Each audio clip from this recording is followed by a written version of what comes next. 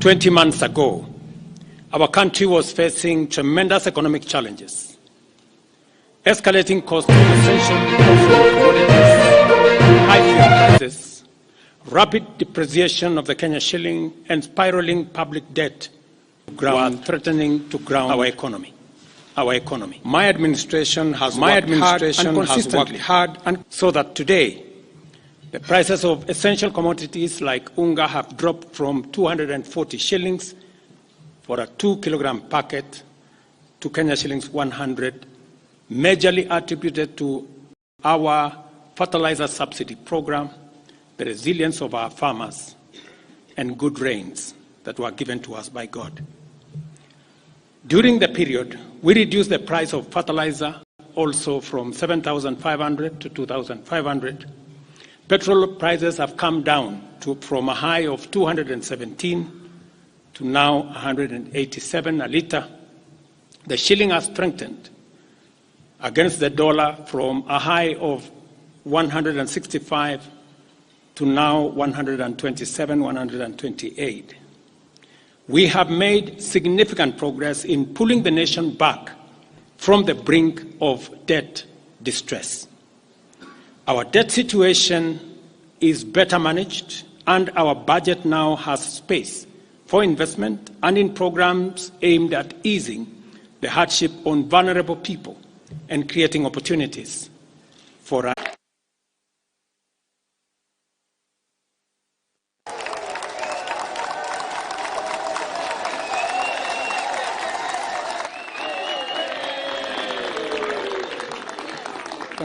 Thank you very much. You can take your seats.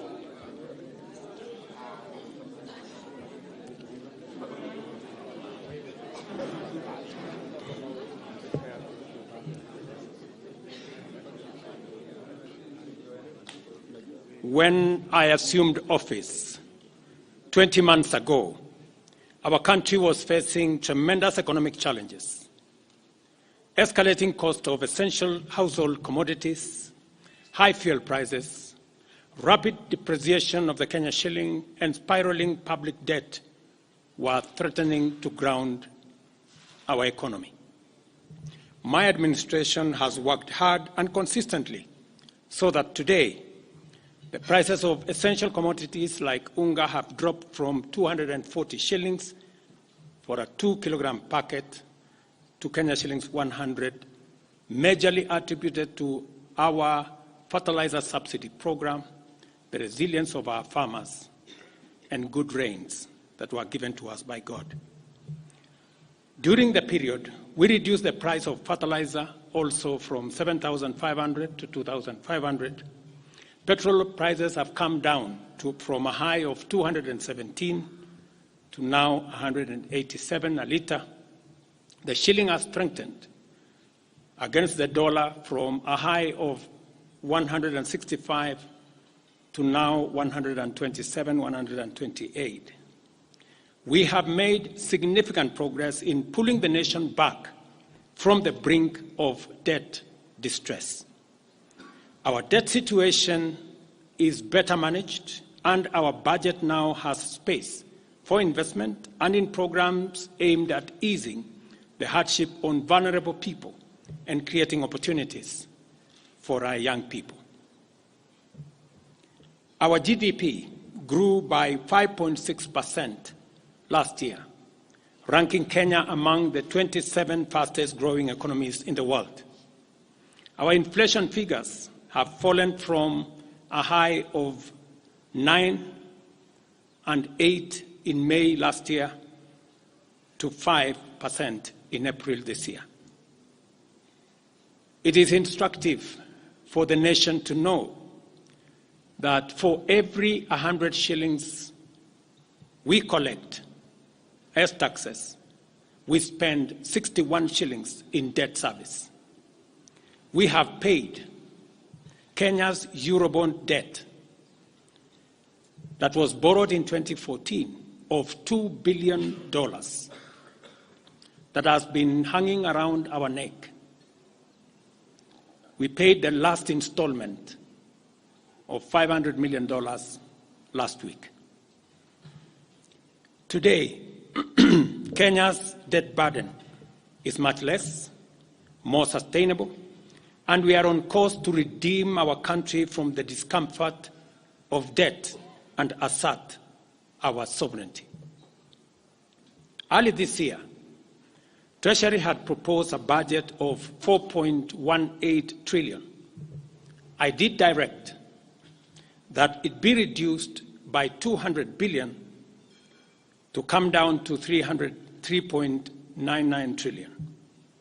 The Finance Bill 2024, generated to actualize this budget, underwent public participation, which resulted to concessions by which we agreed to drop proposals on VAT on bread, motor vehicle circulation tax, VAT on locally manufactured diapers and sanitary pads, as well as excise duty on money transfer services, among others. The additional tax measures we had proposed in this year's finance bill were to raise money in the tune of 346 billion. When the concessions were made, subsequent to public participation that was undertaken by Parliament, that came down to 200 billion. I had made this proposal taking into account our situation and the priorities that are there.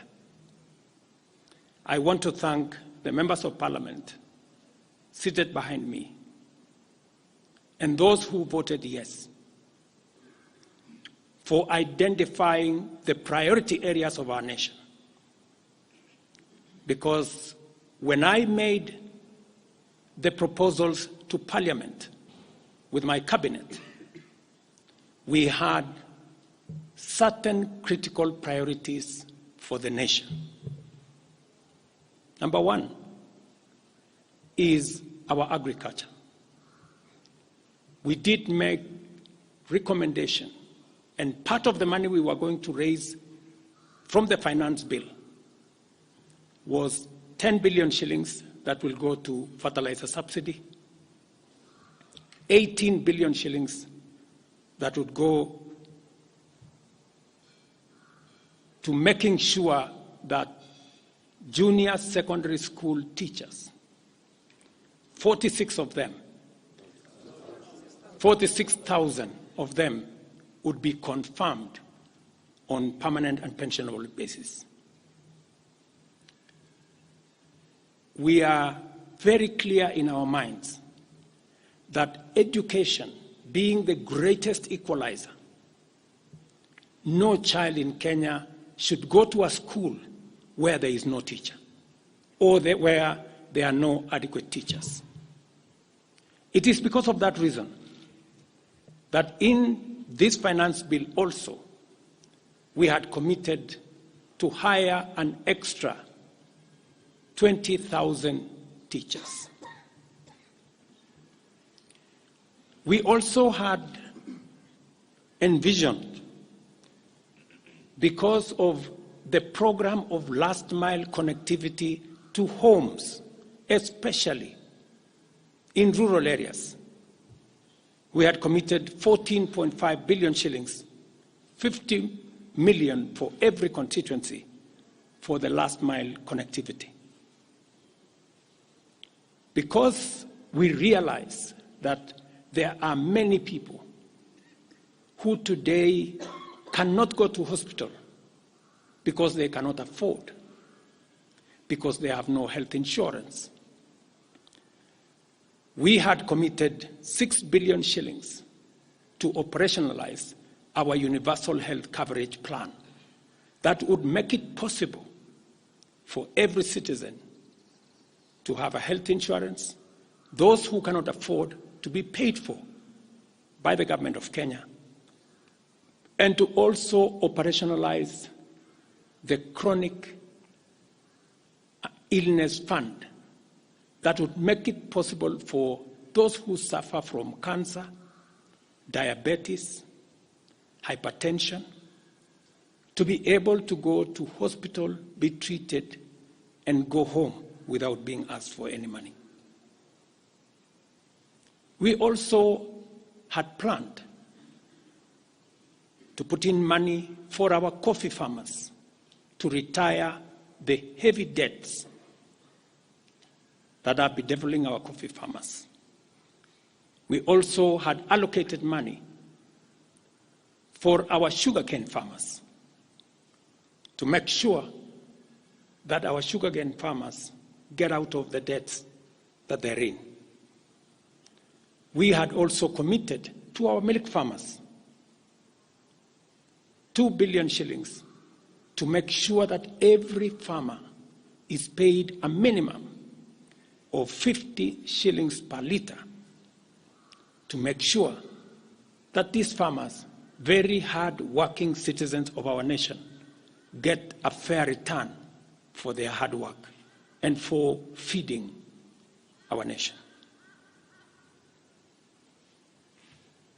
And that is why I commend these members of parliament for agreeing with us that all the priority areas I have mentioned were the right priorities to be funded.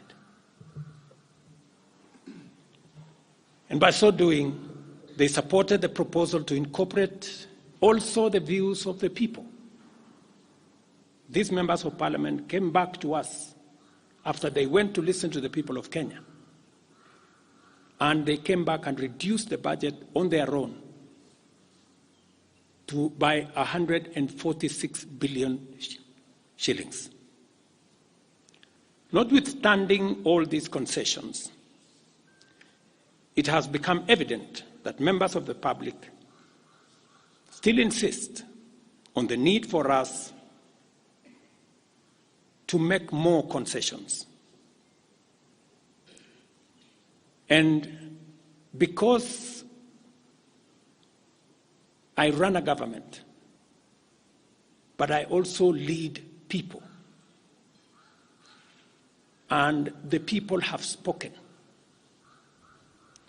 I am grateful to all the members of the National Assembly who voted yesterday affirmatively for the Finance Bill 2024 as amended on the floor of the House to incorporate the views generated through public participation.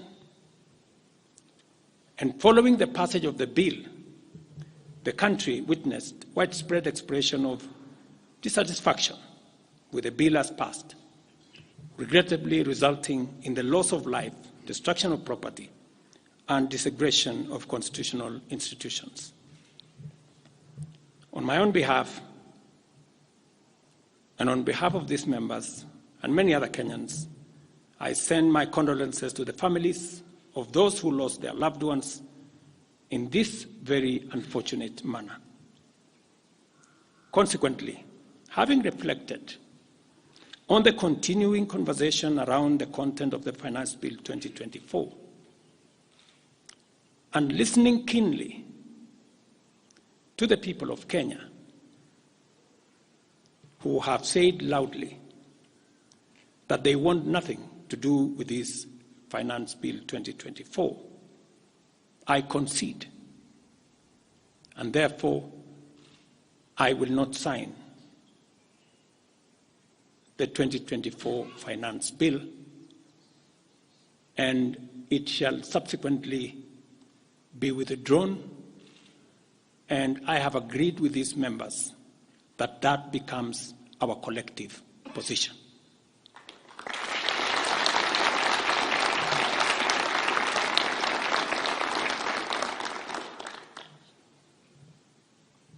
Accordingly,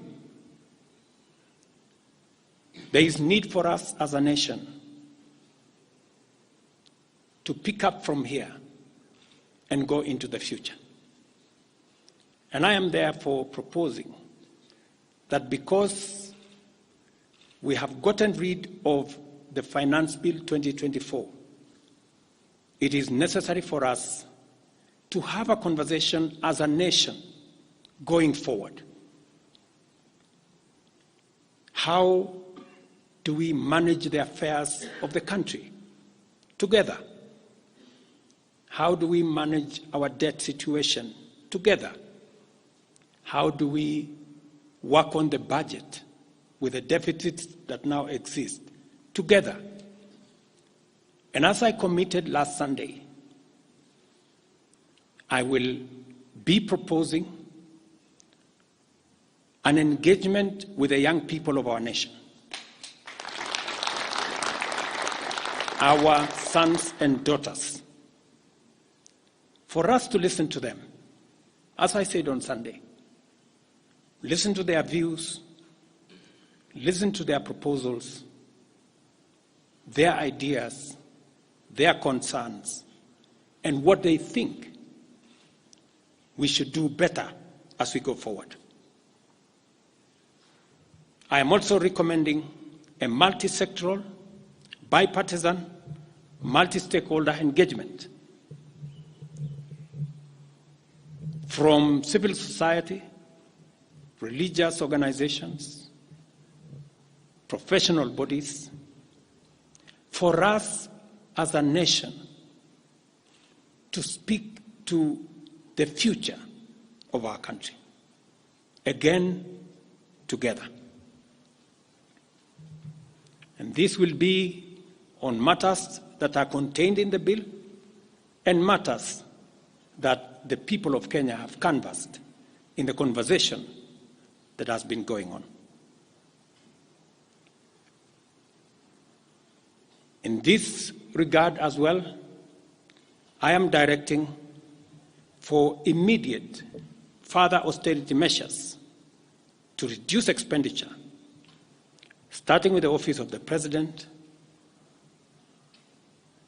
the entire presidency, and extending to the entire executive arm of government. Operational expenditure in the presidency be reduced to remove allocations for the confidential fort, reduce travel, hospitality, purchase of motor vehicles, renovations, and other expenditures. This will cover the entire presidency and also the executive arm of government. I also propose that equally, Parliament, the judiciary, and county governments, working with the National Treasury, also undertake budget cuts and austerity to ensure that we do live within our means, respecting the very loud message that is coming from the people of Kenya.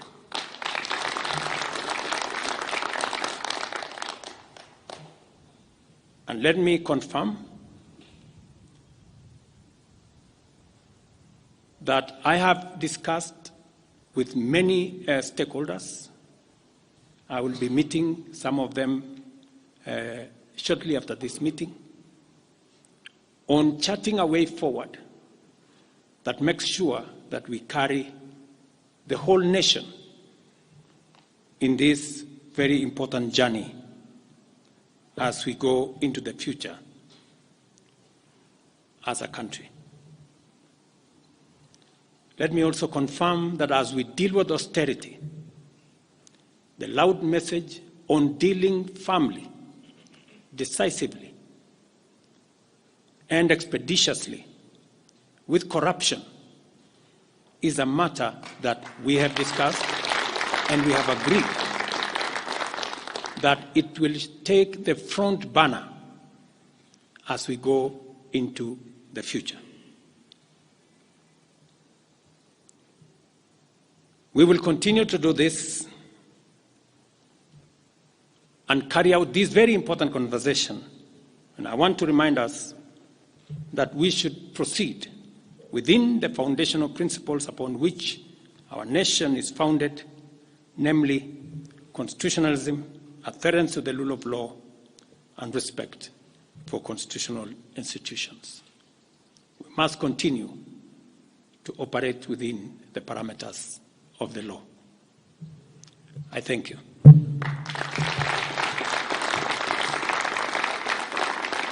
I will take a few questions, 3 questions to be specific. Thank you, Your Excellency. And the first question will start with Elizabeth Mutuku from TV47.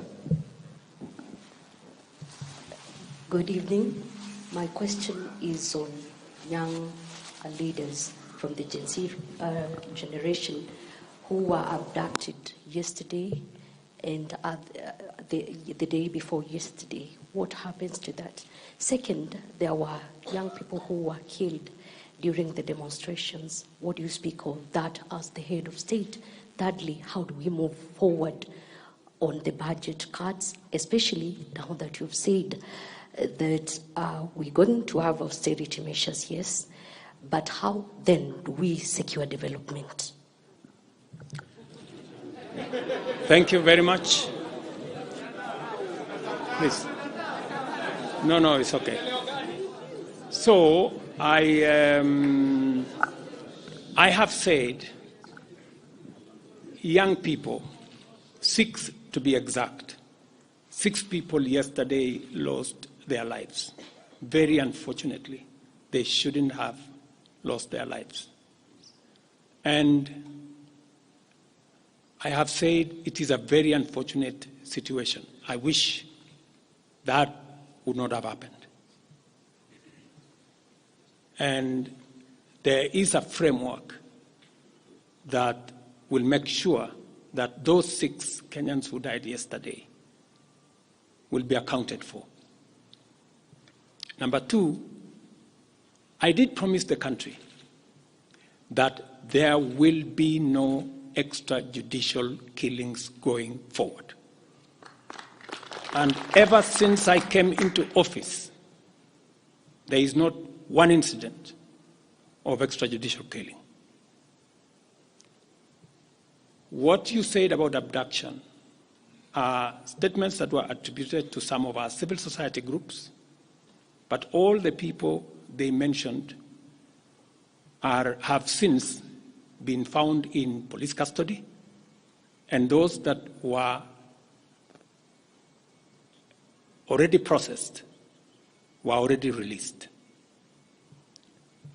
On the matter of development that you have said, minus the finance bill, it means that some of the development programs amounting to 200 billion shillings, we will have to cut down, to delay them.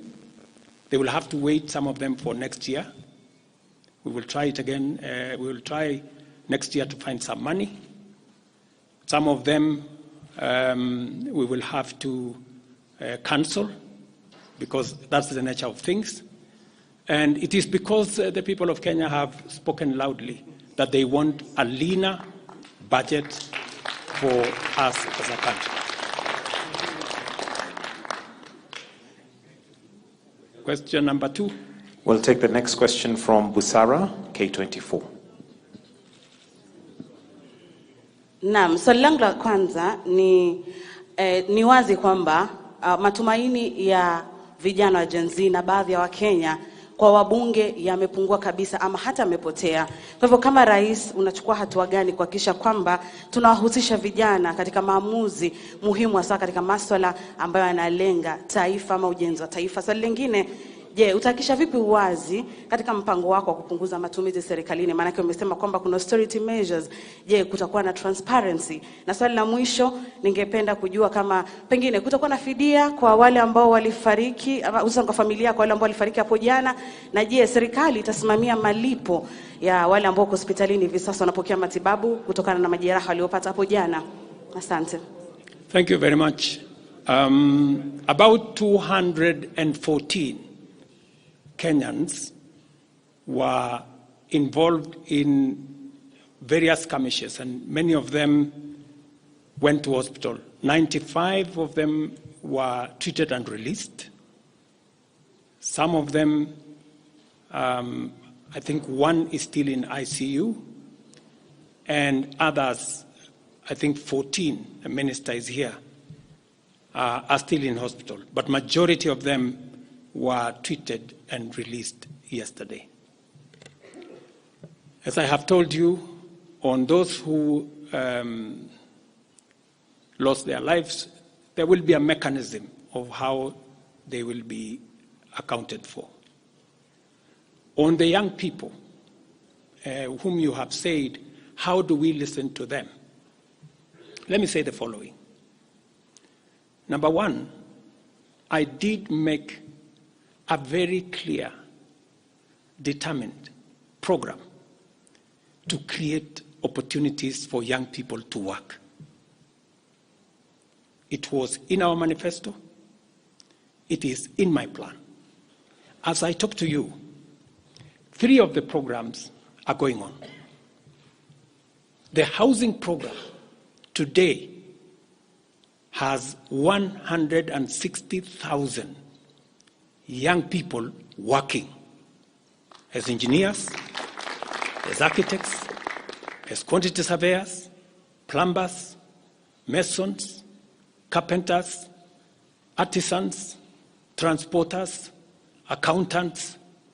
We have 160,000 young people working because I did take the decision that if we don't deal with millions of young people out of school, out of college, who have certificates and they don't have jobs, they will soon become a very big challenge for us as a country, as we are witnessing at the moment.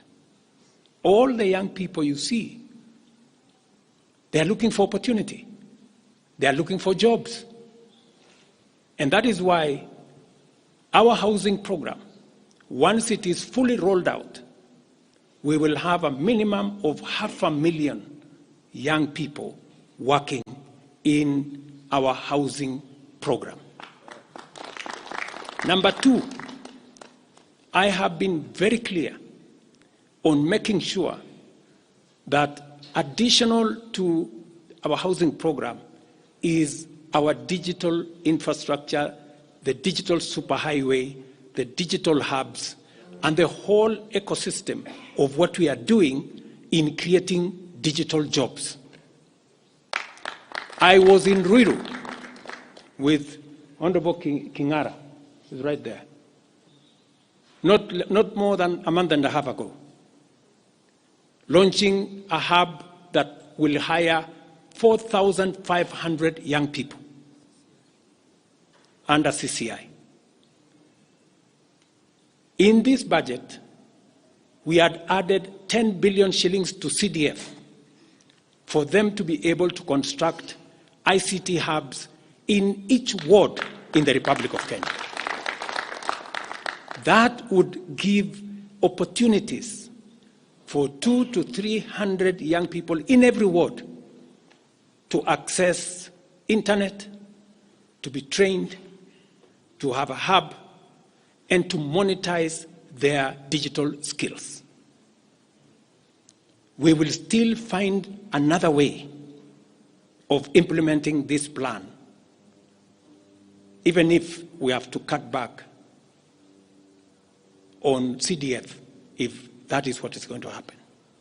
Again, because we believe that young people deserve opportunity. As I talk to you, we've just concluded 3 bilateral agreements, one of them with Germany, on export of labor. Because we have negotiated with many countries who are interested in the high skills of Kenyan labor. And we have an ecosystem, we now have a plan on how we are going to make sure that the young people in Kenya get opportunities to work either in Kenya or outside Kenya.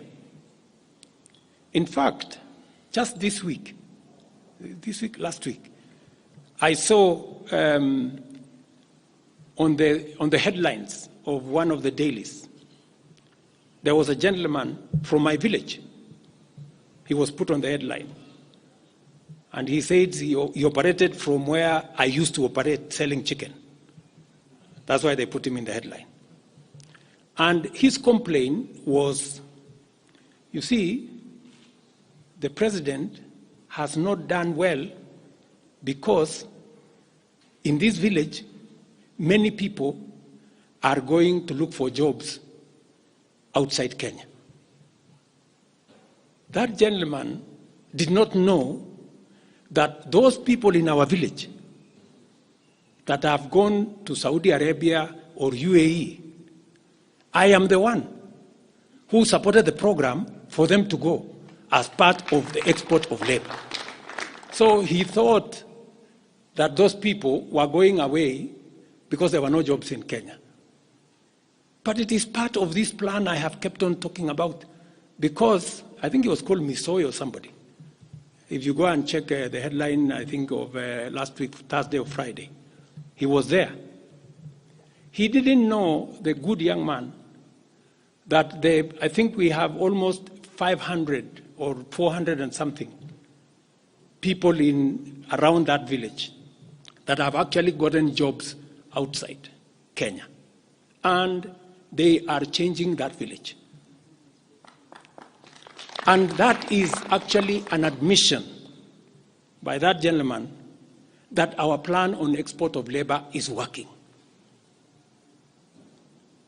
And number two, that when we committed ourselves to making sure that we create opportunities for young people to work, we meant it. So we have a program on housing, we have a program on digital jobs, we have a program on export of labor, we have a program on the whole manufacturing sector. Let me give you another example. Now I'm talking this as a leader. We deliberately, last year, said we cannot continue to import products that we can manufacture in Kenya. One of them was clinker, cement, furniture, steel. What has happened the last 1 year? Very many, in fact 5 to be specific, companies have sought licenses in Kenya to do clinker, to do cement. And last year, because of what we did, we reduced the import of clinker by 95%. We saved foreign exchange, we created jobs locally. I was in West Pokot with my Minister for Industrialization.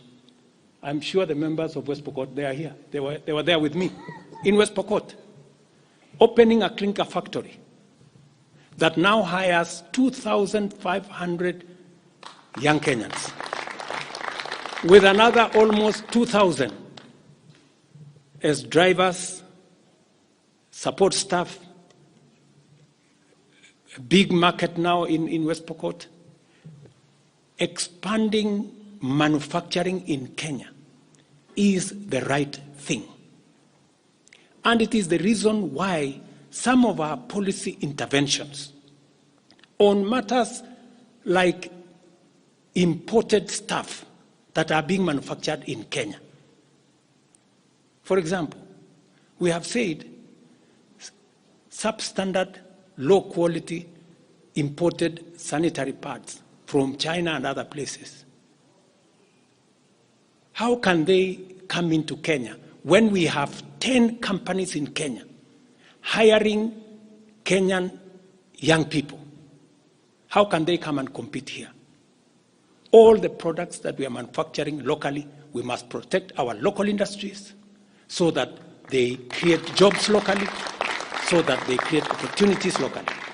In this finance bill, you will also see that we have imposed duty on potatoes from Europe. Surely, how can we continue importing potatoes from Europe? And we have farmers right here in Kirinyaga. We have farmers right here in Nyandarua, in Molo, in Timau. How can we justify, how can anybody take offense that we have imposed duty on imported potatoes? We have put duty on imported eggs, on imported onions, Because we must protect our local farmers. Every country does that. Every country does that. I was negotiating with the Prime Minister of India because they are imposing duty on our avocados. I was in Korea negotiating with the government of Korea because they are imposing duty on our tea, on our coffee, and on our macadamia, including our avocados. Every country does that to protect their market, unless there is a mutual agreement.